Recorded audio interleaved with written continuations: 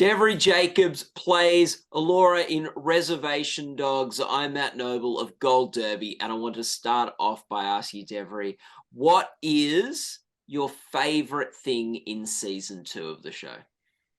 Oh my gosh, what is my favorite thing in season 2? Mhm. Oh, that's like asking your favorite child. Like, I don't know how you would even answer that. Um, I think it's just like, man, I really didn't think I would say this, but I think it was the trippy episode where we finally get to see a little glimpse of Cookie, of Allura Dannon's mom, but also all the shenanigans that Big and Kenny Boy get up to. The reason why I didn't think it was going to be that one is because some of the disgusting nature that happens in the episode. In the writers' room of Res Dogs when that was introduced as an idea, we were all very curious how that was going to turn out, and I thought it was very hilarious. Yeah. Well, something else really exciting was talking about the writers' room. In season 2, you joined the writers' room of the show. How did that compare, being in the writers' room and that sort of collaboration, to then being on the cast and collaborating in the performance space? I mean, I'm so grateful to Sterlin, and obviously now I'm a WGA member because of him, and all of us in the writers' room are now on strike and and supporting the strike that's happening. It was a really interesting process in being in the cast first and foremost, and then being allowed into that space was just something that I'm like so grateful for, and was also not something that I had anticipated. Originally, I was only supposed to be in there for a couple of weeks, and they ended up extending it and extending it. And then I ended up writing on an episode, which was not something that I had anticipated. But yeah, I just feel really grateful to be part of a room as special as Res Dogs is, being that it's like, not only is it that like it's the only all indigenous writers room in the industry as a whole, but also that it's just like a great room to be in general. Yeah. And like, what because as you say, there is a writer's strike going on at the moment. What do you think it is about writing, and what from that experience of being in that writer's room has given you like sort of appreciation of the importance of writing in storytelling and television? It's monumental. It's everything. Like, you can, when you look at it, it's like if you have a fantastic script, maybe the end product could be like not so great. You can kind of butcher it in the process, but so rarely do you have a not great script. Can it ever be a good project? Like that's the fundamentals to everything, and that's the fundamentals to our industry. Without writers, we have no stories, we have no film, we have no television, and so it's monumental. And yeah, I just am grateful to be one of the indigenous storytellers in this industry. Now, you're not just in the writers' room, you're also in the cast, and you get to sort of like, which I think is quite interesting, you get to see that material through from the writers' room to the performance of it. Is there anything that, like, or any moments or scenes season 2 that sort of evolved and, like, you know, something came out in the performance of the scene that you weren't expecting when you guys came up with it in the writers' room? Oh, I mean, 100%. The show is like always a suggestion, and I think that like improvising is always encouraged, and some of the like most classic moments from Res Dogs have come out of improv. Like if you look at Zahn McLaren, who usually plays like really dramatic roles beautifully, but people don't realize how funny that guy is. And so the term shit ass was coined by the actor Zahn, and by Big, and just like being given the freedom to play. And I think that's where we find so much of like the beauty and the humor in the show, is through that collaboration. Yeah, it's really cool. Now, you wrote or co-wrote with the creator of the show the episode for Mabel episode. I think when we spoke last year, you said you got to co-write an episode, and it was quite a personal episode for you to write. What was the sort of significance of that episode for you, Mabel? I think in so many different productions, watching movies and film, like being a fan from the time of forever, just like, I don't know that I ever saw the way that my community grieves. And I don't think I've ever seen the hands-on closeness that there is around death specifically, as there was in indigenous communities. And so for me, like growing up in Kahnawake, growing up on my res, just outside of Montreal, like my mom is my community's florist. And so like I've been around death and I've experienced death in my family. And it's just, there's something special about it.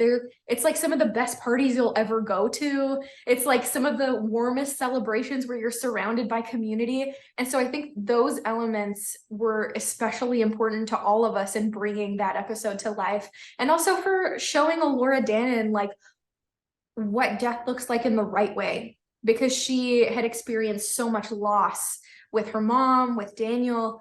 For her to be able to experience and witness death in the proper way, I think was really healing for her in her journey. Was there a particular moment in that episode that you just love, or do you have a favorite moment from that Mabel episode? Danis Goulet, who directed the episode, just did such an incredible job. And like when because we had collaborated together on a short film before, but I was so trusting with her. I was like, whatever I've written, I've handed it to her, and I was like, I'm gonna trust you in whatever you want to do. And now I'm gonna like switch and put my actor's hat on, and make sure I'm really present. And we move fast in this show. Like usually we shoot in the first 2 seasons, every episode would be shot in 4 days. And so we're usually like run and gun, we got to get through it. But it was the first time we really had a chance to like dive into like the minute emotions of characters in that kind of way. And so in it, there's like so many moments that I thought she did just such a beautiful job in bringing it to screen. Two, I can only narrow it down to 2. Yeah, One that's of fine. them is when Geraldine Keams, who plays Grandma Mabel, comes back as a spirit, and she's just like her full rugged self. She's like in her bingo outfit. She's like ready to go, and she's like, "Hey, shit ass!" Like she just brought such a levity to that moment after like such a vulnerable episode. And then the other was just the beautiful overhead shot that Dana shot of like all of these brown hands from the aunties like making dough and like pouring coffee, and like those are the hands that I've been raised by. Those are the hands that like really are the center of our communities and are the ones who hold it down. And so like seeing the shot of those hands like making that food, that felt like home to me.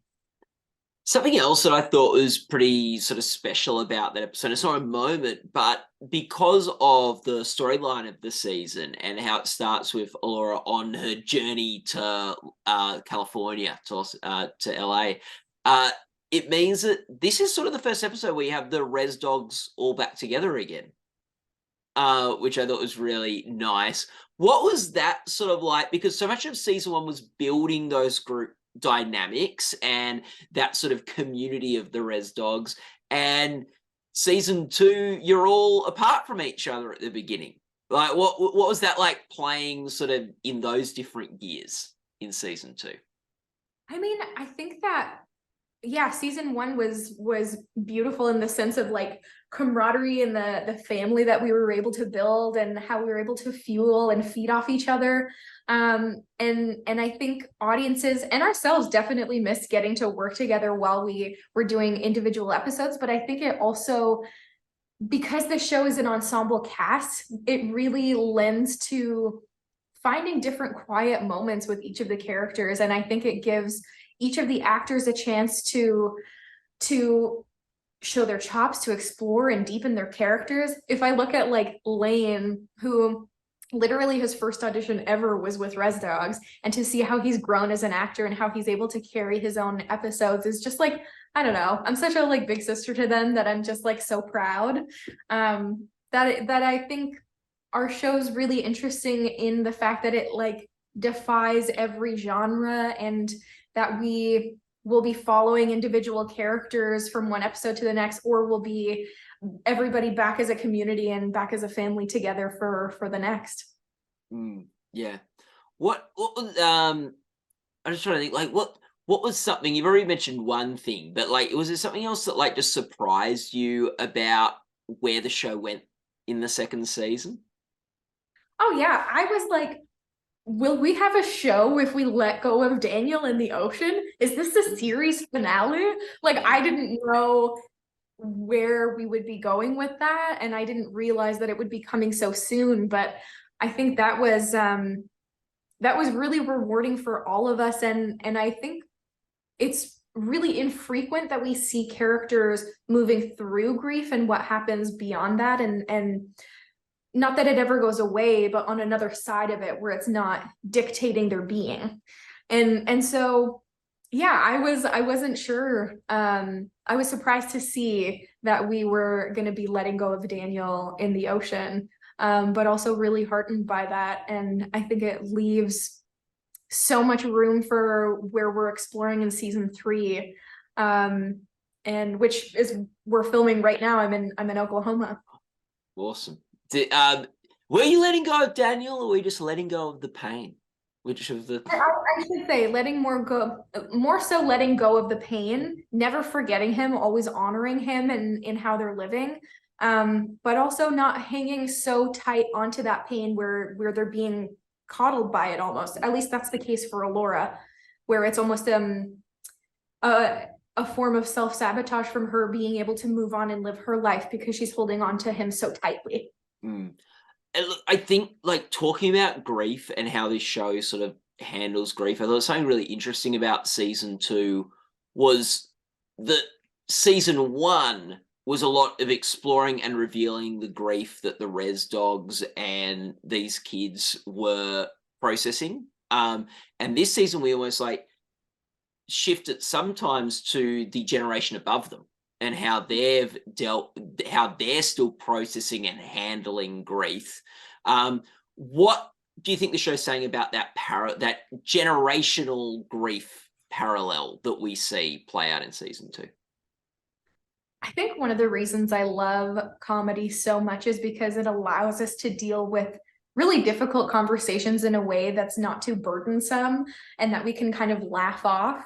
And one of the ways is with intergenerational trauma within our communities.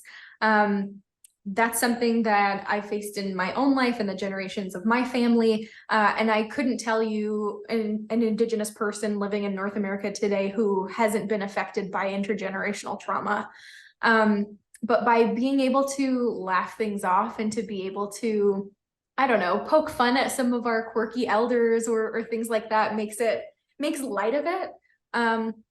But it also, I think, is revealing how, with these times changing and with encouraging conversations about mental health, that it's especially even like in our communities on my res, like seeing young people take initiative and in the pursuit of getting healthy is having a ripple effect on older generations too. And something that I think is really specific to our show that I especially love is how we view our elders and how we view our community members. I find in like teen shows, I never understood it growing up because the way they would talk about their grandparent who they've stuck in a nursing home, or their mom who's like, oh, she's so dumb, she doesn't understand what's going on. Like in our communities, it's a fundamental core for us to respect our elders. And yeah, we can laugh at them. Yeah, it can be funny. There could be quirky elders and whatnot, but they're still very much a part of the fabric of what's going on in our lives. And I think that's something I especially love about Res Dogs. Like, Laura's off doing her own thing, and then her grandma's on a deathbed, and she's back. Like, we don't see the whole journey back or anything. It's just family brings her back. Which is really nice. You talked a bit before about the quiet, sort of a quiet moment, and a lot of this season I feel like has a lot of quiet moments. There's a lot going on internally. How do you as an actress approach those scenes where there's a lot going on and Alora's contending with a lot of things, but she's not vocally expressing it? Honestly, that's like weirdly the thing that I love most. When there's like a scene where there's no dialogue at all, I'm like, I'm gonna crush it. Like, I don't know what it is about, I don't know, feeling it out and nonverbal scenes. And yeah, I feel like I'd had a chance to play with that a lot. Sometimes even when there is dialogue in scenes, I'll do like a silent take to be able to like find it where we're feeling out the emotions and the lines versus verbally saying them.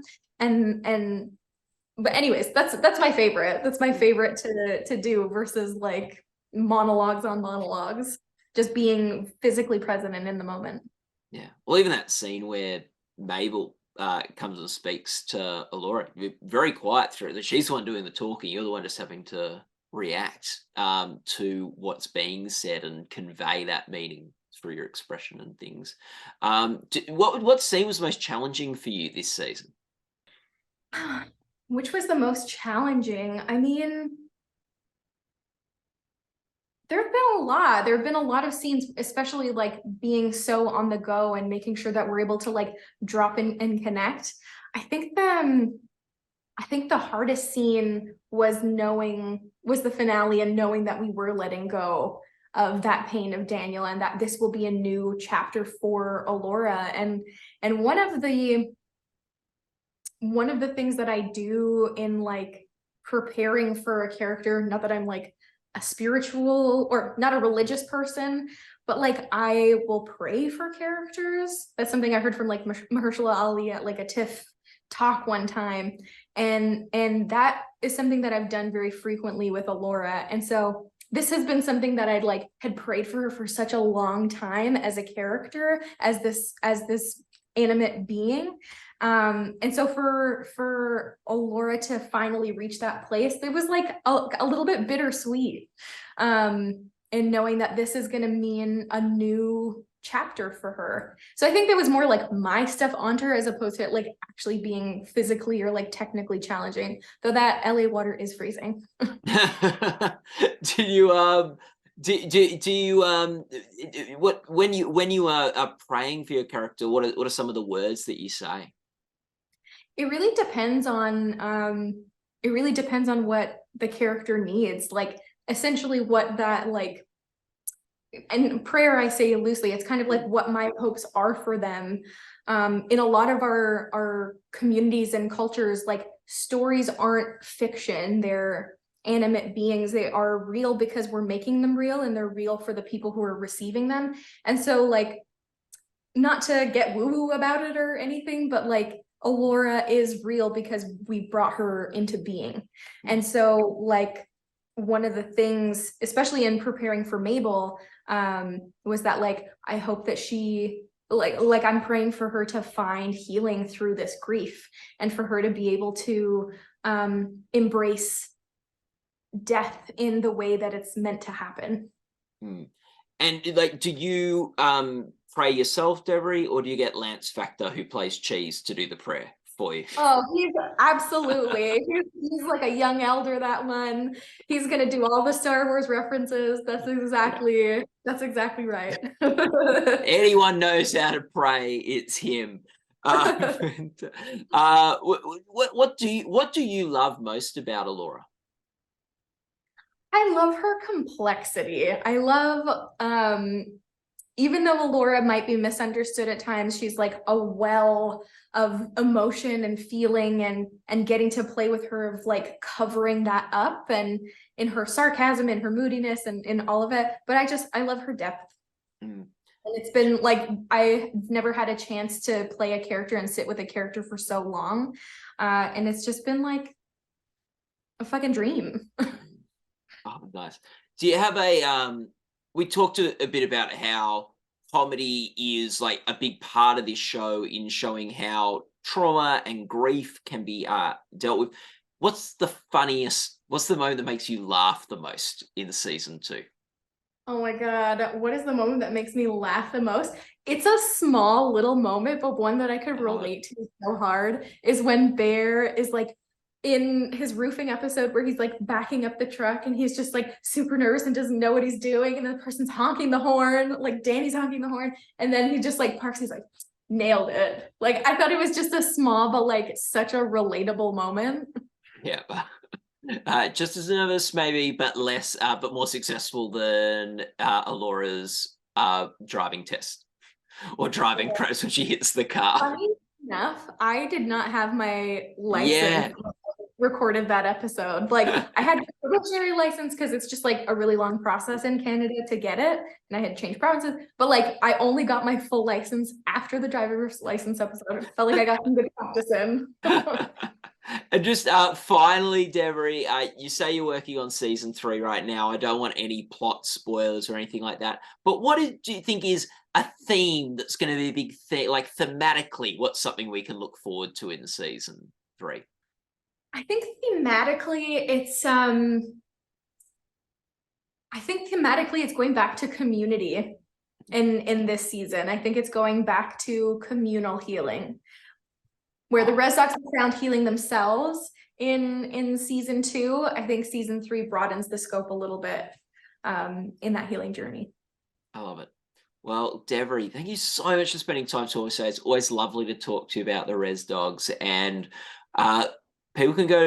people watching this interview can go to goldderby.com for all awards coverage, and best of luck with the Emmy Awards for Reservation Dogs this year. Devery, thanks so much for your time. I really appreciate it. Yeah, thank you so much.